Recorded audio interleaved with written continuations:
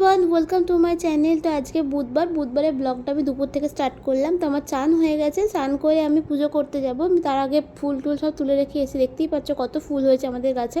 তারপর আমি পুজো করে নিলাম, পুজো করে নিচে চলে আসলাম। তো আজকে তো জামাই ষষ্ঠী, তো আমাদের নিরামিষ চিড়ে দই খাচ্ছে সবাই। তো আমি চিড়ে দই খাবো না বলে মুড়ি আর ঘুগনি খেয়ে নিলাম। তারপর বিকেলবেলা দেখলাম মা এখানে ছোলার ডাল ভিজিয়ে রেখেছে, ছোলার ডাল করবে বলে তরকারি। আর এখানে আমি চা করে রেখেছিলাম, দেখে আমি একটু ছাদে গিয়েছিলাম। তো ছাদে গিয়ে দেখলাম রোদটা অনেকটাই কমে গেছে, আর গাছে দেখতেই পাচ্ছ কত ফুল হয়ে আছে। এখন আর একটা এখানে কি গাছ হয়েছে, এই গাছ এখানে একটা, এটা জবা ফুল এক ধরনের, এটা দুটো হয়েছিল, একটা তুলেছি একটা রেখে দিয়েছি গাছে। আর এইটা কি গাছ হয়েছে আমরা কেউ বুঝতে পারছি না, আমি জানি না, মা বলছে জানে না কি নাম। তোমরা যদি নামটা জানো তো আমাকে কমেন্টে নিশ্চয়ই জানিও। তারপরে মা এখানে তরকারি করে বলে ডালটা সেদ্ধ বসিয়ে দিয়েছে, তো আলু কেটেও দিয়ে দিয়েছে। আমাদের এখানে কারেন্ট চলে গিয়েছিল, তার জন্য আমি এর আগের ভিডিওগুলো কিছুই করতে পারিনি।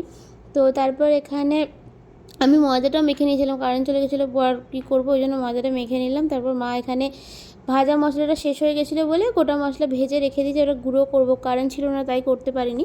এবার গুঁড়োটা করে নেবো। আর মা এখানে ডালটা বসিয়ে দিল, আদাটা থেতো করে নিয়েছিল আর টমেটো কুচি দিয়ে ভেজে নিয়ে মা ডালটা দিয়ে দিল, নিয়ে নুন হলুদ আর চিনি দেবে। ছোলা ডাল একটু মিষ্টি মিষ্টি না হলে ভালো লাগে না, চিনি দিয়ে দিল। আর যে ভাজা মশলাটা করে রেখেছিলাম সেটা 1 চামচ দিয়ে দিল, দিয়ে মা ডালটা নামিয়ে নিল। তারপর এখানে মা ছাতুর কচুরি করবো, আমাদের ছাতুটা মা মেখে নেবে আগে, যেহেতু নিরামিষ তাই পেঁয়াজ রসুন কিছুই দেবে না। তো ছাতুর মধ্যে নুন চিনি আর এই যে ভাজা মশলাটা ছিল ওই ভাজা মশলাটা দেবে, ব্যাস ওইটা দিয়েই হয়ে যাবে। আর যদি নিরামিষ না হয় তাহলে পেঁয়াজ আর রসুন দিলে খেতে একটু বেশি ভালো লাগে।